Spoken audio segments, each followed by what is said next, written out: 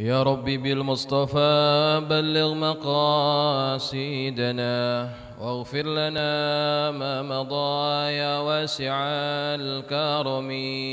يا ربي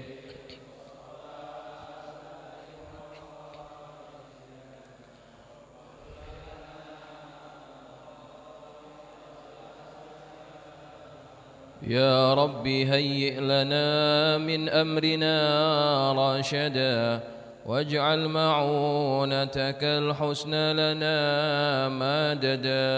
يا ربي بالمصطفى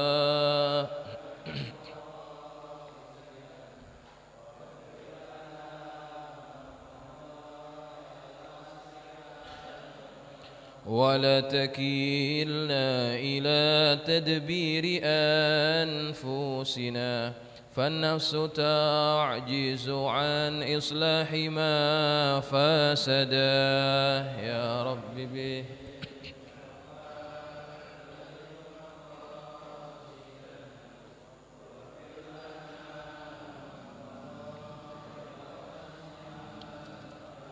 أنت الكريم وقد جهزت يا أملي إلى أياديك وجها سائلا ويدا. يا رب بالمصطفى بلغ مقاصدنا واغفر لنا ما مضى يا واسع الكرم. اللهم صل وسلم وبارك عليه وعلى آله.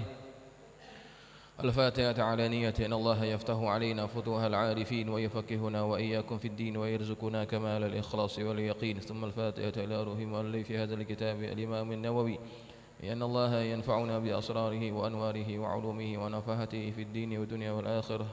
وثم إلى أرواح مشايخنا ومعلمينا الحبيب عبد الرحمن بن محمد السقاف لك وشافعي هذمي وثم لك يا شيخ بن نمصير وثم لك يا عبد الشكور رملي ثم لك يا حسن مرزق بين الله يتغشاهم بالرحمة والمغفرة وأن يعيد عليهم بركاته وأسراره وأنواره وعلومه ونفاته في الدين والدنيا والآخرة. وإلى حضرة النبي المصطفى محمد صلى الله عليه وسلم. الفاتحة. أعوذ بالله من الشيطان الرجيم. بسم الله الرحمن الرحيم. الحمد لله رب العالمين الرحمن الرحيم مالك يوم الدين إياك نعبد وإياك نستعين اهدنا الصراط المستقيم صراط الذين أنعمت عليهم غير المغضوب عليهم ولا الضالين آمين.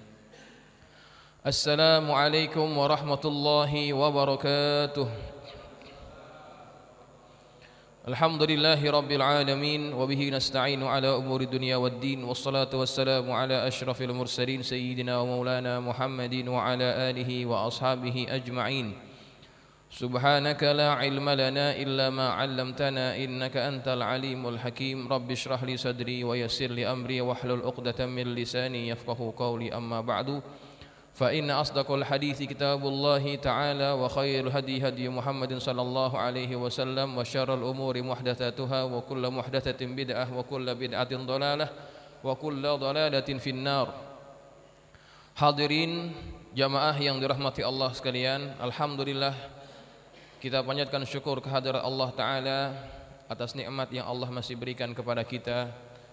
Dan juga kita bersyukur kepada Allah kita diberikan taufik olehnya sehingga kita dapat hadir melaksanakan salat maghrib berjamaah. Dan selanjutnya kita lanjutkan iktikaf kita di masjid yang kita cintai ini dengan sama-sama kita duduk di majelis ilmu mendengarkan hadis Rasulullah SAW. Semoga apa yang menjadi niat kita datang ke majelis ini untuk mencari ilmu, Allah kurniakan kita ilmu yang bermanfaat. Allah naungi kita dengan rahmatnya dan kita keluar daripada majelis ini dalam keadaan Allah mengampunkan dosa-dosa kita. Amin ya rabbal alamin. Baik hadirin jamaah yang dirahmati Allah sekalian, kita sambung pengajian kitab hadis Arba'in An-Nawawiyah. Kita masih membicarakan hadis yang ketiga yang penjelasannya belum selesai. Insyaallah kalau waktunya cukup kita habiskan malam ini. Bismillahirrahmanirrahim. Qala al-musannif rahimahullahu ta'ala wa adama naf'a bihi wa barakati ulumihi wa bikum fid darain amin. Qala radhiyallahu ankum An Abi Abdurrahman Abdullah bin Umar bin Al-Khattab radhiyallahu anhuma qala sami'tu Rasulullah sallallahu alaihi wasallam yaqul buniyal islamu ala khamsin syahadati an la ilaha illallah wa anna muhammadar rasulullah wa iqamis salati wa ita'iz zakati wa hajjil baiti wa saumi ramadan. Rawahul Bukhari wa Muslimun. Pada minggu yang lalu kita sudah membicarakan rukun Islam yang ketiga, yaitu wa ita'iz zakati. Malam ini kita akan sambung pada rukun Islam yang keempat, yaitu wa hajjil baiti, yaitu melaksanakan haji. Salat. Zakat udah, Ustaz? Seingat saya udah. Cuman waktu itu pertanyaannya ada yang masih bertanya tentang sholat, diantaranya Ustaz. Betul ya? Zakat saya sudah cerita belum? Cerita tentang anak yang seorang yang kaya, kemudian dia punya anak, anaknya bandel. Iya kan? Ya sudah. Gara-garanya kenapa? Dia culas ketika bayar zakat. Udah ya? Udah. Mungkin Ustaz tanya tentang sholat, masih keingetan sholat aja, gitu ya. Nah, insya Allah sudah jelas. Kita akan masuk pada rukun yang keempat, yaitu wa hajjil baiti, yaitu melaksanakan, menunaikan haji. Haji yaitu adalah qasdul masjidil haram fi ashhuril haji, menuju ke Masjidil Haram pada bulan-bulan haji untuk melaksanakan ibadah haji. Yang mana bulan-bulan haji itu bermula daripada bulan Syawal, Zulqa'dah, kemudian 10 hari daripada bulan Zulhijjah. Itulah bulan-bulan haram. Nah, di antara hikmah kenapa Allah memfardukan ibadat haji ini kepada kita, saya tidak akan cerita mengenai hukum-hukum haji, rukun-rukun haji. Itu bukan perbahasan hadis. Saya tidak ingin terlalu dalam tentang itu. Saya ingin menjelaskan bahwa kenapa kita disuruh melaksanakan ibadat haji. Ibadat haji ini adalah boleh dikatakan penyempurna dari rukun Islam. Ketika orang mengaku cinta kepada Allah, sayang kepada Allah, maka bukti cintanya adalah mereka mesti datangi rumahnya. Kita tinggalkan segala aktivitas kita, kita tinggalkan semua orang yang kita cintai. Demi apa? Demi untuk menjumpai apa yang kita cintai, yaitu Allah Subhanahu wa ta'ala. Dan rumah yang perlu kita datangi sudah dijelaskan dalam Quran, yaitu Baitullahil Haram yang ada di Mekah. Ketika orang mengaku cinta kepada Allah, buktikan cintamu kepada Allah. Kita korbankan duit yang tidak sedikit, kita korbankan waktu yang tidak sebentar, kemudian kita tinggalkan pekerjaan yang selalu menyibukkan kita demi untuk mendatangi rumahnya. Begitu. Maka ketika orang mampu melakukan ibadat haji ini, maka dia dianggap sudah membuktikan cintanya yang sejati kepada Allah Subhanahu wa ta'ala. Begitu. Seperti orang yang berpacaran, maka kalau dia tidak datang ke rumahnya, maka itu tidak dianggap sebagai orang yang betul-betul membuktikan cinta. Kalau hanya sekedar kirim surat, kalau zaman dulu kirim surat, sekarang mungkin chatting dan sebagainya. Tetapi kita tidak datang ke rumahnya untuk meminangnya, berarti kita belum betul-betul mencintainya. Begitu. Maka orang yang melaksanakan ibadat haji, dia sudah dianggap membuktikan cintanya kepada Allah Subhanahu wa ta'ala. Saya ingin cerita sedikit pengalaman saya. Bukan untuk takabur, bukan untuk menceritakan amal, tetapi ini tahaddusan bin ni'mah. Saya harap jadi cerita ini ada inspirasi bagi para jamaah. Begitu tujuan saya. Saya tidak ada niat untuk menceritakan amal diri saya dan sebagainya. Tidak, naudzubillah min dzalik. Semoga Allah pelihara niat saya itu. Sewaktu saya menikah tahun 2011, yang menjadi keinginan terbesar saya bukan ingin punya rumah, bukan ingin punya mobil, bukan ingin punya simpanan. Itu bukan menjadi prioritas utama saya. Saya sudah berniat di dalam hati, saya ingin yang menjadi prioritas utama saya setelah saya kawin, saya ingin melaksanakan haji secepatnya. Sebab kenapa? Sebab sewaktu saya menikah tahun 2010,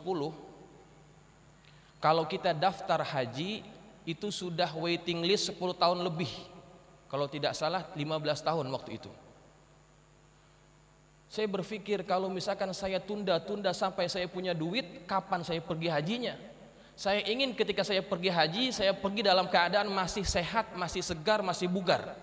Itu tujuan saya. Karena kalau kita ibadat haji, kita sudah tua, penyakitan, payah, susah. Maka apa yang saya lakukan waktu itu? Waktu itu saya baru selesai S2. Kemudian saya menikah. Setelah itu saya sambung S3. Tidak ada pekerjaan tetap. Apaan pekerjaan saya waktu itu? Enggak ada. Yang saya dapatkan untuk saya makan selama saya tinggal di Malaysia itu dari pemberian orang. Ketika saya diminta mengajar Quran, mengajar Iqra dan sebagainya, mereka memberikan hadiah.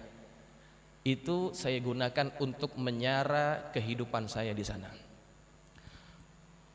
Dikumpul dalam sebulan saya bisa menyimpan ataupun mengumpulkan sebanyak 1.500 sampai 2.000 ringgit. Enggak perlu saya konversi. 2.000 ringgit lebih kurang dalam sebulan itu yang saya dapat. Dan itu tidak tetap. Ya kan? Karena ustadz, guru, apalagi yang mengajar Quran, kalau dikasih kita ambil, kalau tidak dikasih jangan minta gitu. Artinya tidak tetap. Tetapi dengan jumlah 2.000 ini saya harus bisa menyimpan setiap bulan untuk ibadat haji. Saya ceritakan 2.000 itu dipotong sewa rumah 400, tinggal berapa? 1.600. Waktu semester pertama S3 saya tidak ada beasiswa sama sekali. Otomatis saya perlu biaya sendiri. Setelah saya hitung-hitung, untuk dapat bayar kuliah setiap semester saya perlu menyimpan 700 ringgit setiap bulan. Dari 2.000 tadi dikurang 400, tinggal 1.600. Dikurang lagi 700, tinggal berapa? 900. 900 itu saya gunakan untuk apa? Untuk hidup selama sebulan. Lebih kurang dalam 4 ataupun 500. Dan saya targetkan setiap bulan saya harus menabung untuk haji 1 juta rupiah. Sebab kemampuan saya segitu. 1 juta lebih kurang 300 ringgit. Artinya cukup. Ya. Kalau dibilang pas-pasan lah gitu. Itu yang saya lakukan. Tapi ada waktunya. Bulanan yang kita dapat tidak sebanyak itu. Terpaksa saya kurangkan simpanannya. Tapi saya wajibkan setiap bulan saya harus menyimpan minimal 500 ribu. Akhirnya berjalan. Tahun pertama, tahun kedua, tahun ketiga. Tepat pada tahun 2015,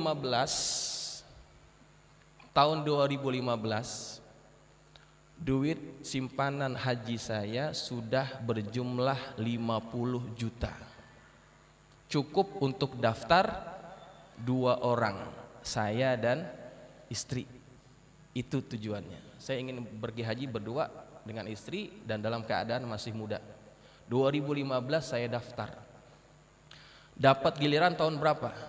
2032. Waktu itu masih ada pengurangan kuota 30%. Dan sekarang sudah dinormalkan. Akhirnya dari 2032 maju lagi menjadi tahun 2028. Itu giliran saya pergi haji. Alhamdulillah. Tapi ada sesuatu yang Allah berikan yang di luar jangkaan saya, di luar perkiraan saya. Biasanya orang kalau habis nikah, mereka niatnya pengen punya apa biasanya? Punya rumah. Mereka ingin punya rumah. Setelah punya rumah ingin punya apa? Punya mobil. Pengen punya apa lagi? Punya simpanan. Waktu itu saya tidak terfikir sama sekali ingin punya rumah dulu baru pergi haji, ingin punya mobil dulu baru pergi haji. Saya nggak terfikir itu. Saya cuma ingin bisa daftar haji dulu. Tapi Masya Allah ini, ketika saya sudah daftar tahun 2015 pergi haji, daftar dapat giliran. Allah bagi semuanya, Allah kasih semuanya. Apa yang saya tidak pernah pikirkan itu. 2016 ada orang yang minta, yang ngajak Ustadz mau pergi umroh enggak? Kebetulan waktu itu saya mimpi, Masya Allah saya rindu sangat rindu dengan Rasulullah SAW. Saya mimpi, saya berada di Raudhah sendirian, tidak ada orang, nangisnya di situ. Tidak lama ada orang ngajakin umroh. Pergi tahun 2016. Free, tidak bayar. Hatta duit duit belanjanya itu semua orang kasih. 2016. Kemudian setelah itu, Masya Allah, dulu saya cuma ngajar dari rumah ke rumah, ngajarin Iqra, ngajarin Quran. Setelah itu, Masya Allah, Allah berikan lebih. Ngajar dari satu masjid ke masjid yang lain, dari satu surau ke surau yang lain. Itu yang kedua. Kemudian sewaktu saya kawin, saya sudah punya mobil, tapi mobil butut sedan Proton tahun 97. Kap depannya sudah banyak lubang-lubangnya. Itu mobil saya. Tapi Masya Allah, setelah saya daftar, saya bisa ganti mobil beberapa kali. Kemudian yang terakhir, Allah berikan saya rizki untuk saya bisa beli rumah. Itu terjadi setelah saya bisa daftar haji. Allah kasih semuanya. Kalau seandainya saya nunggu punya duit baru daftar haji, kapan? Rumah nggak dapat, pergi haji kagak juga. Gitu. Itu yang saya lakukan. Ketika kita mendahulukan Allah, maka Allah kasih semua yang kita tidak pernah minta. Itu yang maksud saya cerita ini. Sebetulnya kita jangan berpikir, oh saya belum mampu lagi pergi haji, oh saya belum mampu lagi pergi haji, nggak ada duit. Jangan berpikir seperti itu. Sebetulnya kalau kita betul-betul berusaha, betul-betul niat, kita bisa pergi haji dan daftar haji. Caranya bagaimana? Sisihkan sedikit demi sedikit, semampu kita. Nanti sisanya Allah yang tambahin. Begitu. Kalau nunggu ada duitnya, kapan kita bisa daftar haji? Mau nunggu jual rumah warisan, kapan? Kalau cara kita ingin pergi haji seperti itu memang akan lama. Niat dulu yang kuat, usaha sedikit demi sedikit, insya Allah Allah akan permudahkan. Terutama yang masih muda-muda nih, niatlah haji sejak dari muda. Sebab kalau nunggu setelah punya duit, kemudian kita baru dapat giliran, umur kita sudah 80 tahun kalau masih hidup, begitu kan? Nih, jadi itu penting ya. Kalau kita usaha, insya Allah Allah akan permudahkan. Ada orang yang dia memang ada yang kirim videonya, itu siapa tuh?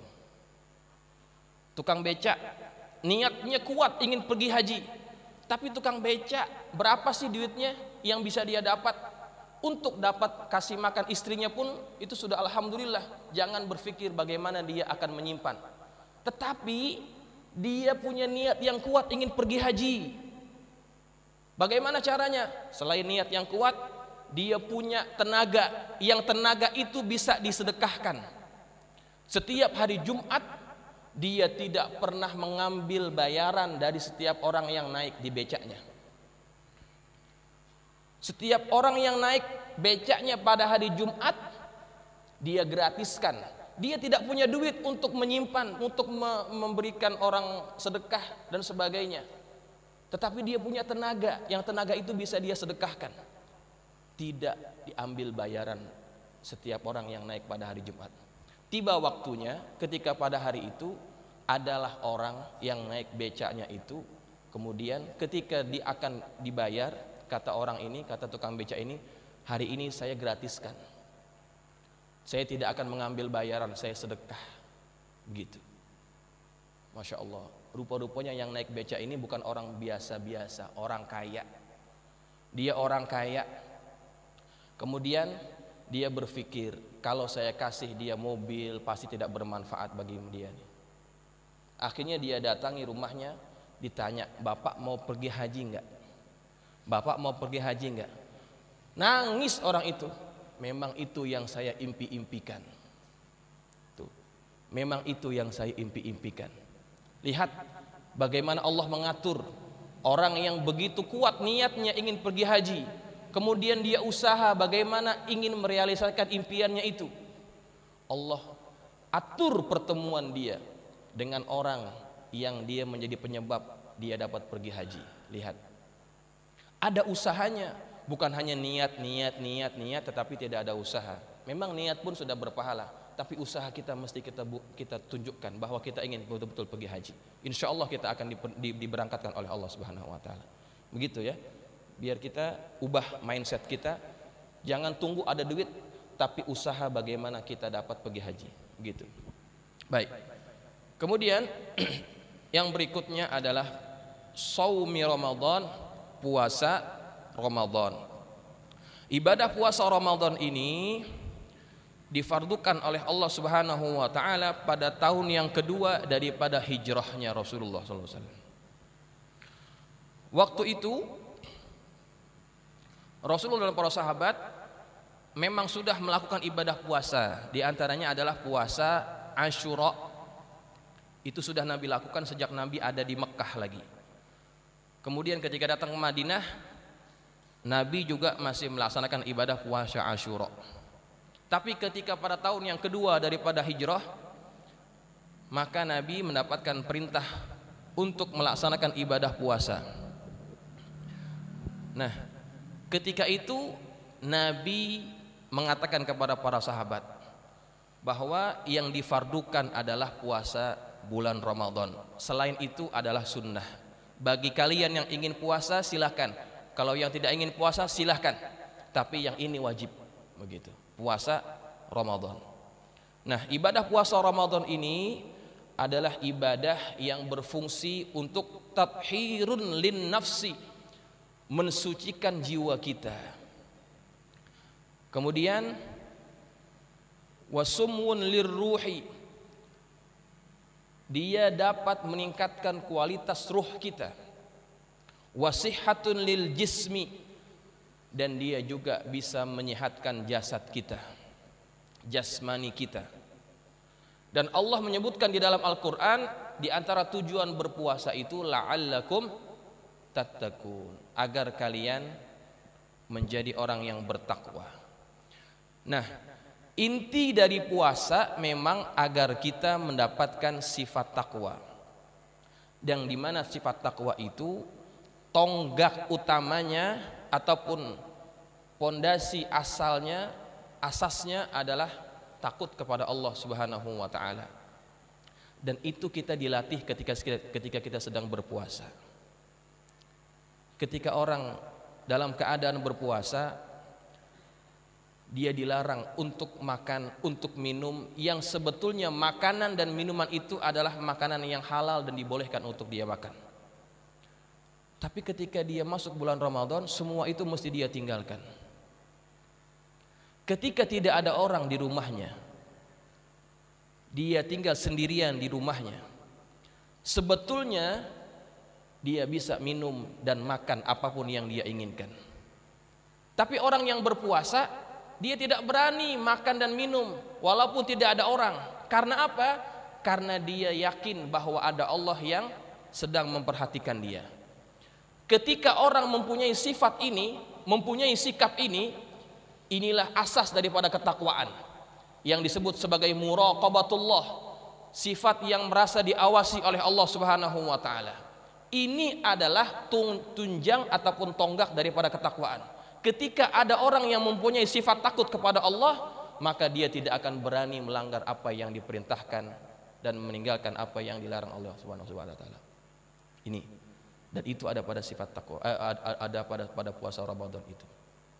Kemudian selain puasa ini dapat membentuk sifat takwa, puasa ini juga dia akan membentuk karakter ruh kita, meningkatkan karakter ruh kita. Di dalam jiwa kita ini ada dua unsur yang saling bertolak belakang. Yang pertama ada syahwat, yang kedua ada ruh, gitu ya. Ada unsur syahwat, ada unsur ruh. Dua perkara ini selalu bertentangan. Syahwat inginnya yang enak-enak, sedangkan ruh dia menyukai perkara-perkara yang tidak disukai oleh syahwat. Sebagai contoh, kalau kita sholat subuh,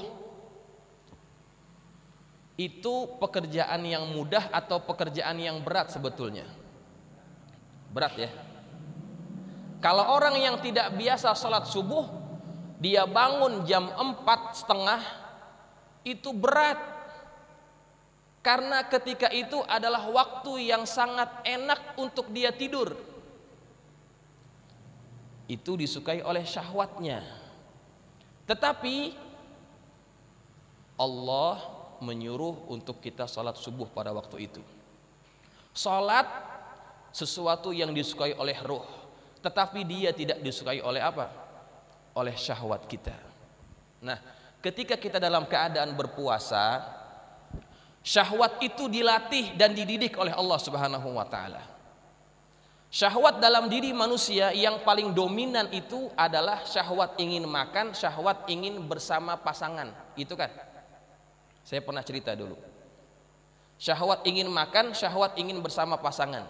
Itu syahwat yang paling besar. Dan itulah yang dilarang oleh Allah ketika orang dalam keadaan berpuasa. Jangan makan, jangan minum, jangan bersama dengan pasangan kalian.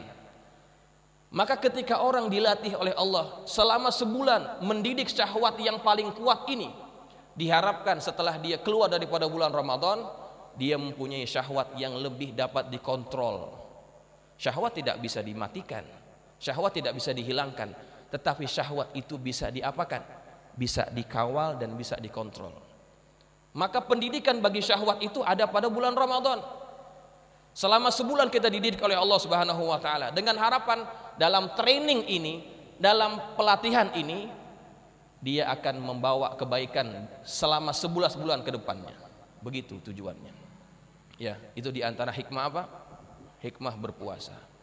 Kemudian yang ketiga tadi disebutkan, puasa itu adalah sihhatun lil jismi, menyehatkan jisim badan kita. Tidak ada amalan yang paling disukai oleh para dokter melainkan berpuasa. Karena amalan puasa ini adalah amalan yang sangat menyehatkan orang. Begitu.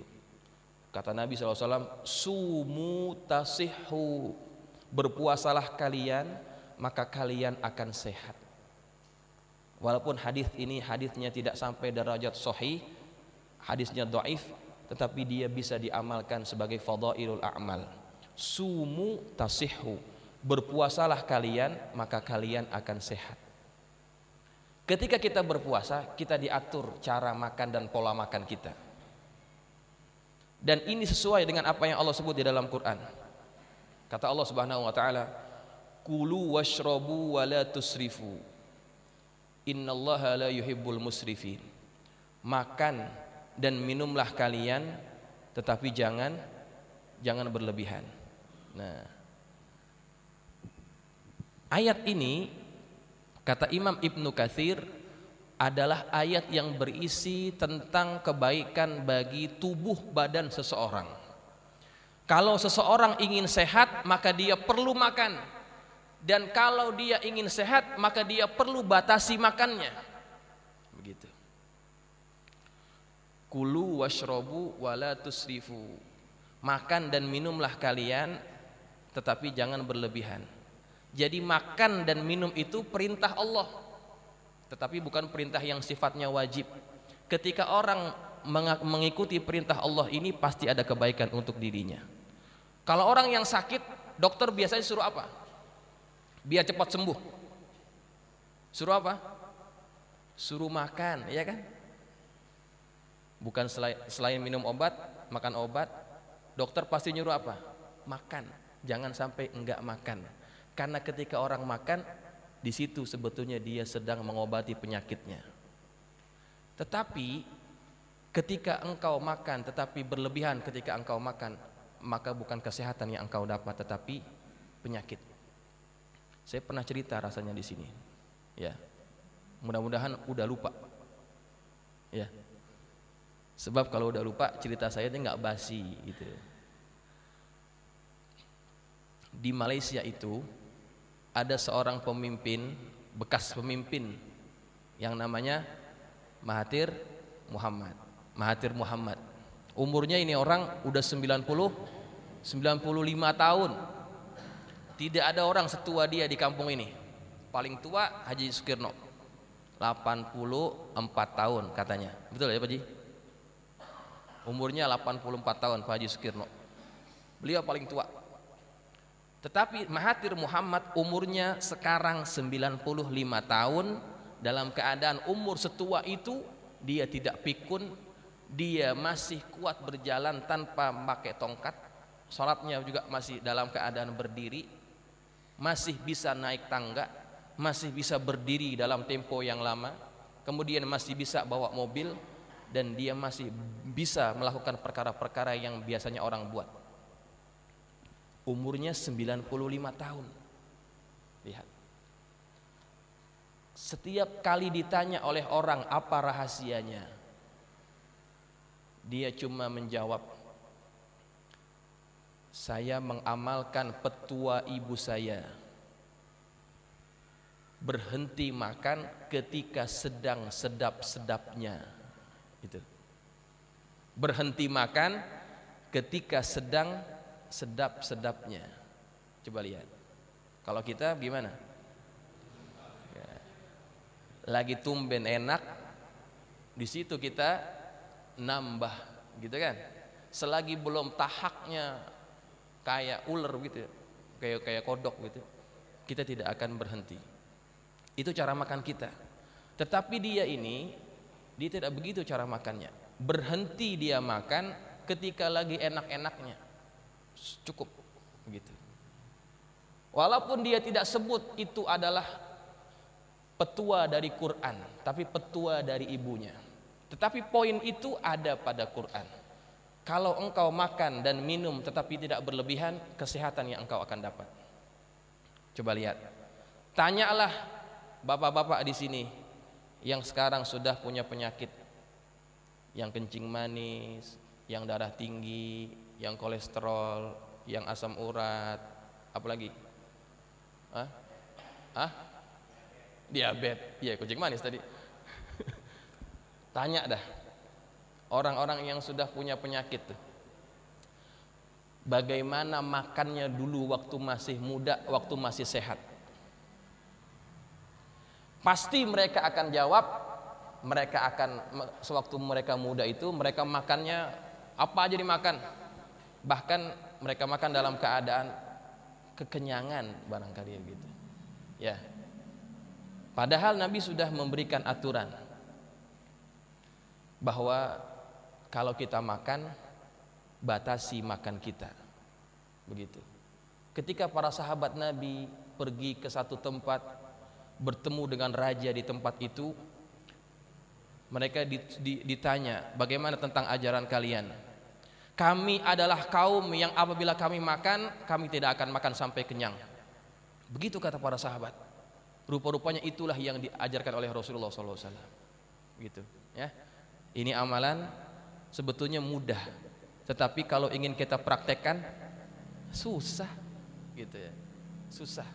Ya, apalagi kebetulan makanan itu makanan kegemaran kita, memang itu susah untuk kita praktekkan. Tetapi itu ada ketika kita sedang berpuasa. Amalan itu dipaksa oleh Allah untuk kita mempraktekkannya ketika kita sedang berpuasa. Kita kosongkan perut.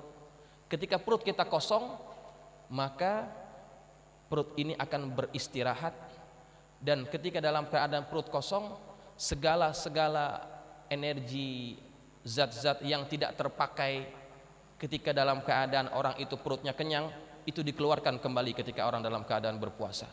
Begitu.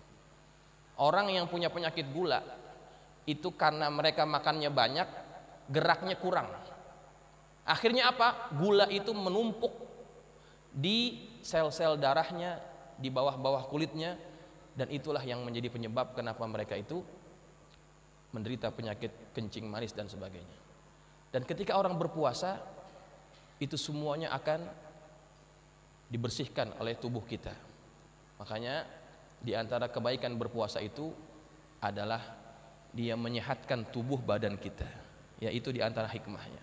Baik, hadirin jamaah sekalian yang dirahmati Allah, saya tidak akan cerita tentang hukum bagaimana syarat-syarat puasa, ya. Itu rasanya sudah dibahas oleh Ustaz Subhan.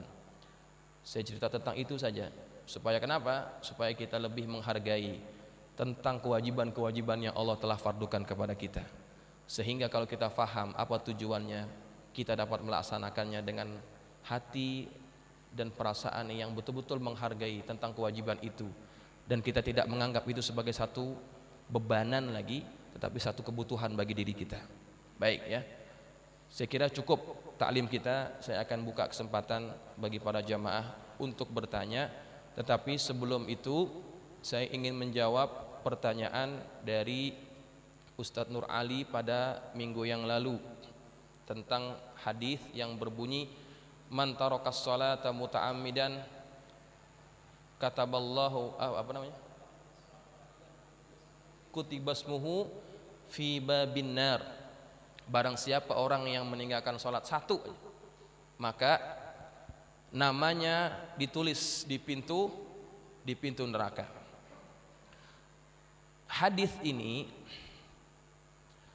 menurut para ulama hadis ini adalah hadis yang bermasalah. Disebutkan dalam kitab Hilyatul Auliya oleh Al-Imam Abu Nuaim Al-Asfahani. Hadis ini tapinya hadis yang bermasalah karena jalur periwayatnya tafarrud, bersendirian, tidak ada jalur periwayatan lain. Satu. Kemudian di jalur periwayatannya itu ada perawi yang dianggap terlalu dhaif, ya. Bahkan ada yang dituduh berdusta. Jadi hadis ini dihukumkan oleh para ulama hadis sebagai hadis dhaifun jiddan, hadis yang sangat lemah. Jadi hadis yang sangat lemah dari segi penerapannya, pemakaiannya. Hadis yang dhaif jiddan, dia tidak bisa dipakai sama sekali, walaupun untuk sekedar fadailul a'mal ataupun targhib wa tarhib, tidak boleh. Begitu. Walaupun begitu, hadis yang lain yang isinya hampir sama banyak, ya. Hadis yang tadi, barang siapa yang meninggalkan sholat satu, maka namanya ditulis dalam pintu neraka. Hadis itu tidak bisa kita pakai. Itu artinya terlalu lemah. Hadisnya terlalu lemah. Namun banyak hadis yang lain. Kata Nabi SAW, ini riwayat Imam Ahmad dan riwayat Imam Muslim, hadisnya sahih. Bainar rajul wa bainal kufr tarkus salati. Antara seorang lelaki dan antara kekufuran itu ada batasnya. Batasnya itu adalah meninggalkan sholat. Ketika orang berani meninggalkan sholat, dia sudah menjerumuskan dirinya ke dalam kekufuran. Tetapi dengan catatan, kalau dia meninggalkan sholat itu memang karena mengingkari kefarduan sholat. Ketika orang mengingkari kefarduan sholat, dia tidak mau sholat, menganggap sholat itu tidak kewajiban bagi dirinya, maka dia dianggap kufur ataupun murtad. Dan orang ini menurut para ulama fikih boleh dihukum dengan hukum had. Had orang yang murtad, yaitu apa? Boleh dibunuh. Itu hukumnya. Tetapi kalau misalkan ada orang meninggalkan sholat karena dia malas, keengganan dia, bukan karena mengkufurinya ataupun mengingkarinya, maka para ulama, jumhur ulama bersepakat bahwa orang ini tidak dihukumkan sebagai kufur, tetapi dia adalah orang yang fasik dan dia diminta untuk bertaubat. Seandainya diminta untuk bertaubat, dia tetap tidak mau untuk sholat lagi, maka baru dia bisa diapakan? Dikenakan hukum had itu tadi. Begitu ya. Baik. Jadi jelas ya, jelas ada. Nah, itu tentang berkaitan orang yang meninggalkan sholat. Ya, satu sholat yang kita tinggalkan itu dosanya sudah begitu besar. Ya. Yang tadi, ya.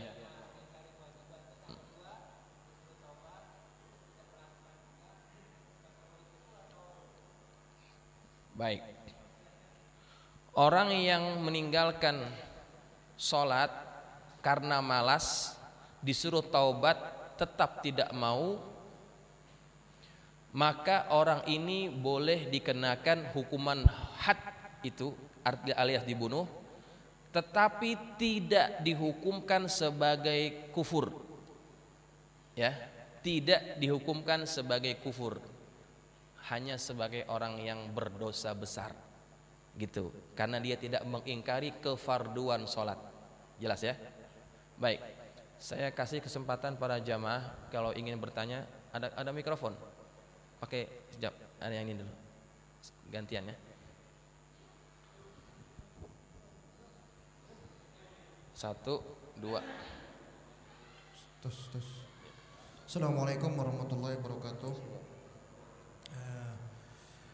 Saya akan bertanya dengan dua pertanyaan. Yang pertama, sekarang ini adalah bulan Muharram, setelah itu adalah bulan Safar. Nah, biasanya di kebiasaan di kita ini, Rabu terakhir di bulan Safar ada istilah Rabu Kasan, atau istilahnya hari itu akan diturunkan berbagai macam musibah atau bala. Pertanyaannya adalah bagaimana menurut Ustadz tentang Rabu Kasan ini, dan apakah benar pada hari itu diturunkan banyak bala? Itu yang pertama. Yang kedua,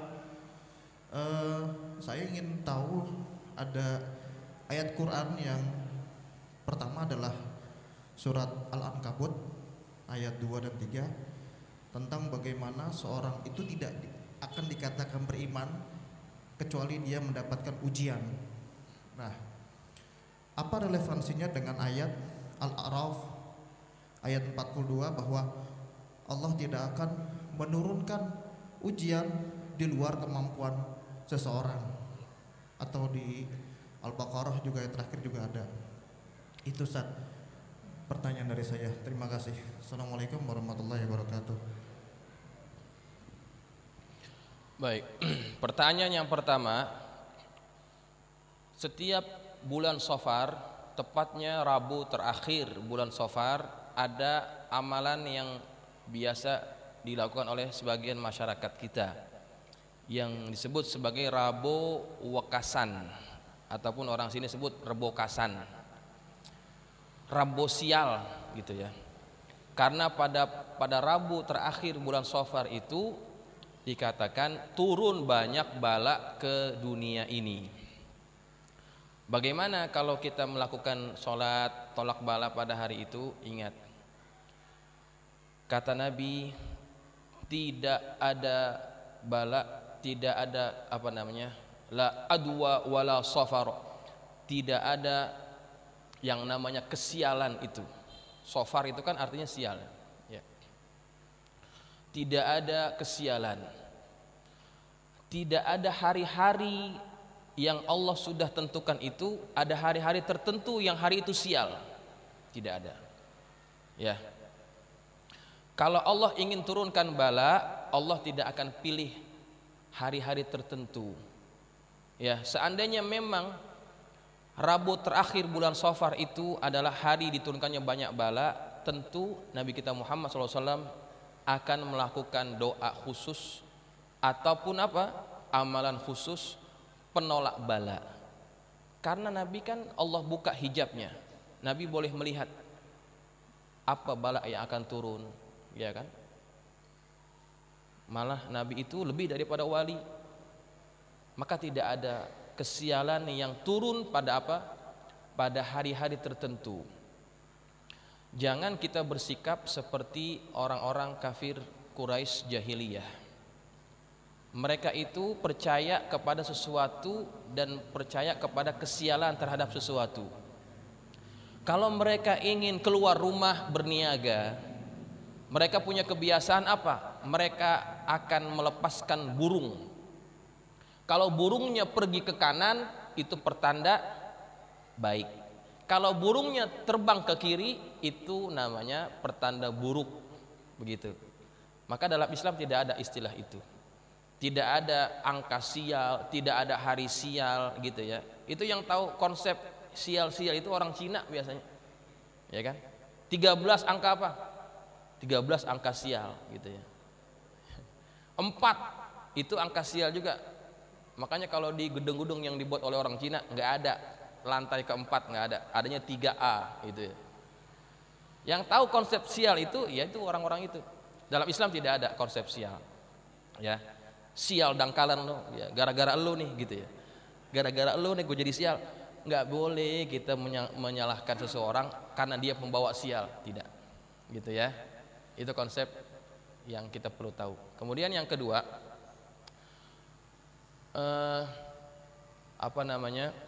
di dalam surah Al-Ankabut itu banyak ayat yang sama gitu. Ahasiban nasu ayyutraku ayyaqulu amana wa hum la yuftanun. Apakah manusia itu menyangka mereka itu akan dibiarkan tanpa diuji ketika mereka mengakui keimanannya?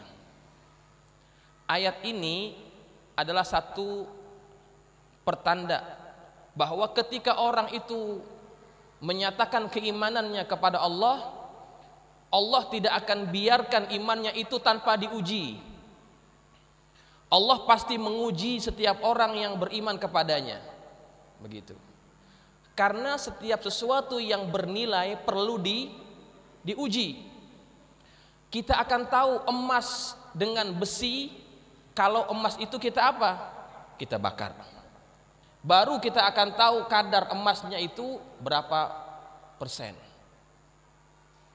Maka begitu juga dengan iman. Allah ingin mengetahui kadar keimanan seseorang itu betul ataupun tidak. Cara mengujinya adalah dengan berupa ujian tadi. Ujian hidup, entah itu dengan harta, dengan penyakit, dengan masalah hidup. Itu adalah salah satu bentuk ujian keimanan kita. Begitu. Dan kita mesti ingat bahwa setiap ujian yang Allah timpakan kepada kita tidak akan pernah terkeluar daripada kemampuan kita untuk menanggungnya. Seperti yang tadi disebut, la yukallifullahu nafsan illa wus'aha. Allah tidak akan membebankan seseorang itu melainkan apa yang mampu untuk dipikulnya. Maka kalau kita merasa susah karena diuji, ketahuilah bahwa kita itu masih dianggap mampu oleh Allah Subhanahu wa taala. Yang kita merasa tidak mampu itu adalah diri kita sendiri. Allah pilih kita mendapatkan ujian itu karena Allah tahu kita masih mampu memikulnya. Makanya ketika ada orang yang ketika diuji kemudian dia merasa tidak sanggup, kemudian dia bunuh diri, orang itu adalah orang yang tidak mendapatkan rahmat Allah Subhanahu wa taala. Nanti kalau ketika nanti di hari kiamat, orang yang mati bunuh diri ini akan dihukum seperti mana dia bunuh dirinya waktu itu. Kalau dia bunuh diri dengan cara melompat daripada gedung yang tinggi, begitu seterusnya dia akan disiksa oleh Allah Subhanahu wa taala. Karena apa? Karena dia dianggap sudah berputus asa daripada rahmat Allah. Dia mesti ingat setiap ujian yang ditimpakan Allah kepada seseorang tidak akan pernah terkeluar daripada kemampuan dirinya. Begitu, ya, jelas ya, jelas. Oke.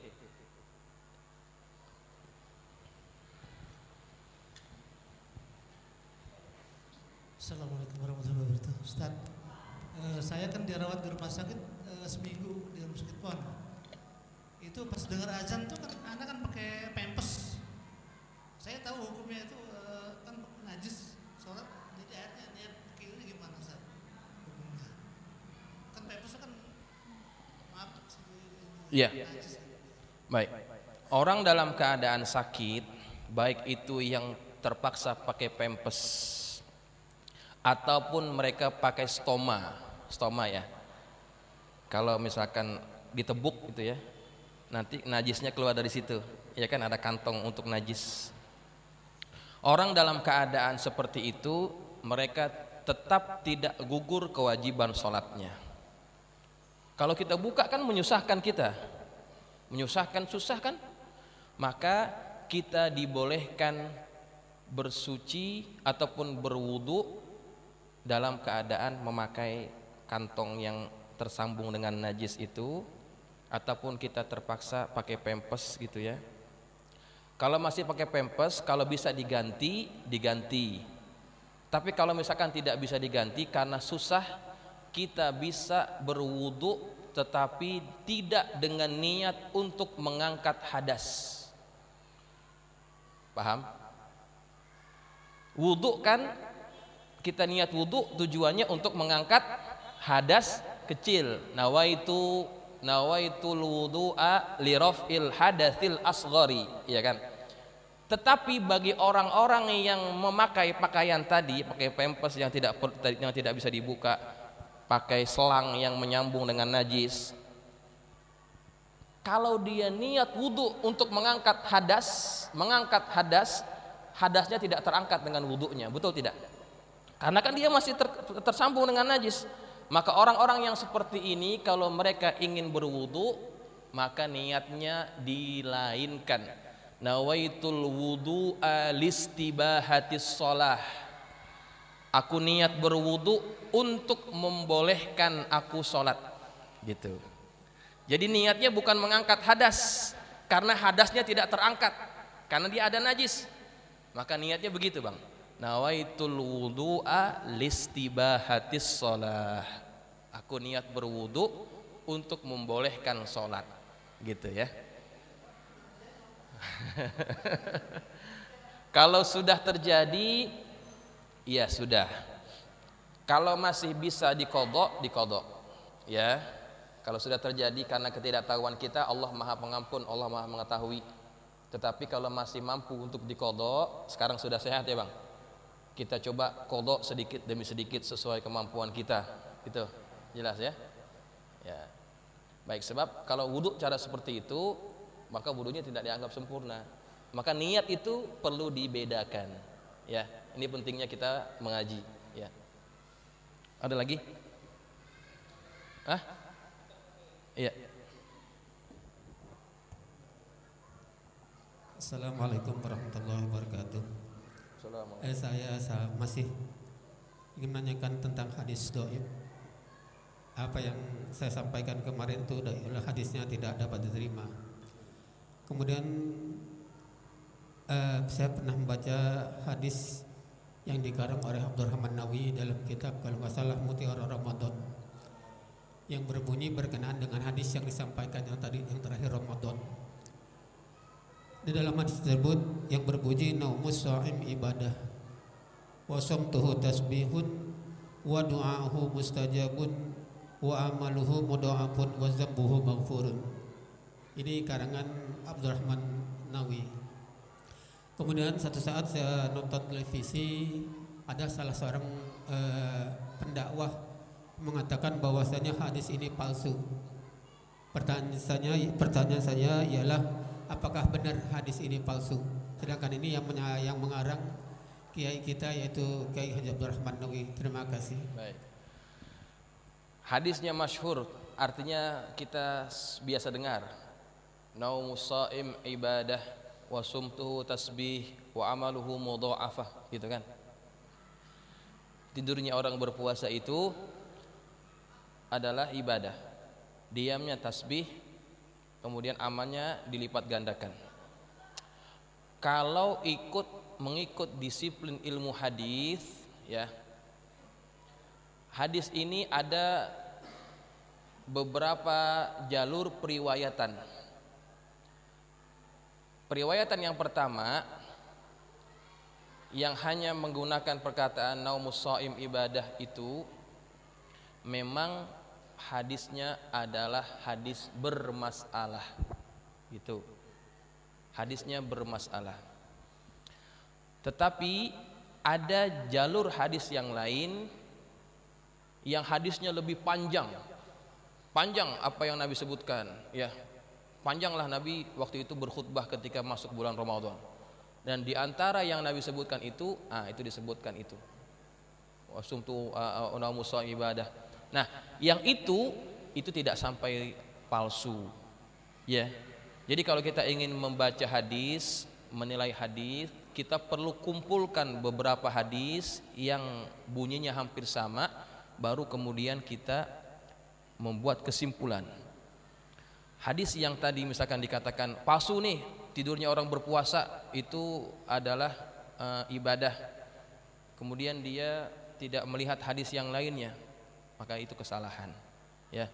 Ada hadis yang lain yang lebih panjang, ya, berupa khutbah Nabi, itu derajatnya bukanlah hadis palsu. Artinya masih ada sandaran untuk kita mengamalkannya, begitu, ya. Jadi tidak ada masalah hadis itu, ya, udah, ya. Baik, makanya hati-hati, ya. Saya ingin ingatkan juga, ya, setiap ilmu itu ada disiplinnya. Setiap ilmu itu ada disiplinnya. Tidak semua ulama yang belajar fiqih mereka menguasai hadis, gitu ya. Tidak semua orang yang mempelajari hadis mereka menguasai Quran, gitu. Masing-masing ada disiplinnya. Makanya kalau kita ingin bertanya sesuatu, kita perlu merujuk kepada orang yang memang mendalami bidang itu, ya, begitu. Supaya kita dapat penjelasan yang betul-betul sesuai dengan disiplin keilmuan, gitu ya. Saya tidak nafikan memang banyak, minta maaf, banyak pendakwah, ustadz, ya, yang ketika mereka berceramah, mereka sekedar mengambil apa-apa yang menurut mereka itu bagus, gitu ya. Ambil kitab ini, ambil kitab itu, ambil kitab ini. Enak nih buat dikasih tahu jamaah, gitu. Sedangkan mereka tidak tahu bagaimana kualitas hadis yang digunakan. Sebagai contoh, ada satu kitab yang menjadi pedoman para penceramah dulu, namanya Durratun Nasihin, ya, kitab Durratun Nasihin. Wah, itu kitab ajib. Artinya untuk bahan ceramah bagus, ya. Contohnya, sebagai contoh tentang pahala orang yang melaksanakan ibadah sholat tarawih. Malam pertama pahalanya ini, malam kedua pahalanya ini, malam ketiga pahalanya ini. Pernah dengar nggak? Iya kan? Itu disebut dalam kitab Durratun Nasihin. Dan hadis itu adalah hadis palsu. Kita tidak nafikan, memang banyak ulama-ulama, ustaz-ustaz kita itu mereka mengambil begitu saja tanpa meneliti bagaimana kualitas hadis yang mereka sampaikan. Dan ini memang sudah dikaji kitabnya dan sudah dinilai kualitas-kualitas hadisnya. Begitu. Banyaklah. Ya, makanya perlu kita mempelajari segala bidang lah supaya kita betul-betul bertanggung jawab terhadap apa yang kita sampaikan kepada para jamaah. Ya. Jangan sampai kita sampaikan sesuatu kepada para jamaah, itu hadisnya malah hadis yang apa? Hadis yang palsu. Ya. Itu banyak terjadi di masyarakat kita. Ya. Yang tahu siapa? Yang tahu ya orang yang belajar tentang ilmu itu. Ya. Nah, makanya hati-hati. Ya. Jadi mudah-mudahan apa yang kita pelajari ini ada manfaatnya dan supaya kita juga lebih berhati-hati. Saya pribadi kalau ingin menyampaikan sesuatu, saya akan cek dulu hadisnya, apakah ini hadis betul-betul bisa dipertanggungjawabkan ataupun tidak. Karena saya takut ada sebuah ancaman daripada Rasulullah, man kadzaba alayya muta'ammidan falyatabawwa maq'adahu minan nar. Barang siapa yang berdusta atasku secara sengaja, maka dia sudah mempersiapkan tempatnya nanti di neraka jahanam. Begitu. Hati-hati. Makanya hati-hati, hadis tuh menyampaikan sesuatunya harus menyampaikan hadis harus dicek betul-betul, jangan sampai kita menyampaikan sesuatu yang tidak berdasar. Jelas ya? Ya, mudah-mudahan bermanfaat. Al-Fatihah. A'udzubillahi minasyaitonir rajim. Bismillahirrahmanirrahim. Alhamdulillahirabbil alamin. Iyyaka na'budu wa iyyaka nasta'in.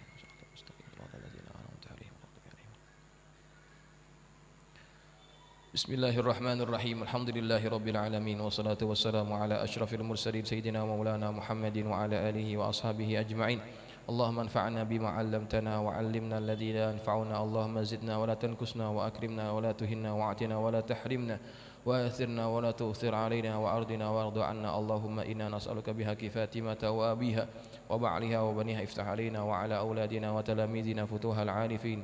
وقنا وإياكم في الدين وارزقنا كمال الإخلاص واليقين. اللهم ارزقنا فهم النبيين وحفظ المرسلين وإلهام الملائكة المقربين برحمتك يا أرحم الراحمين. اللهم اجعلنا من الذين يستمعون القول فيتبعون أحسنه. صلى الله على سيدنا محمد وعلى آله وصحبه وسلم. الحمد لله رب العالمين. السلام عليكم ورحمة الله وبركاته.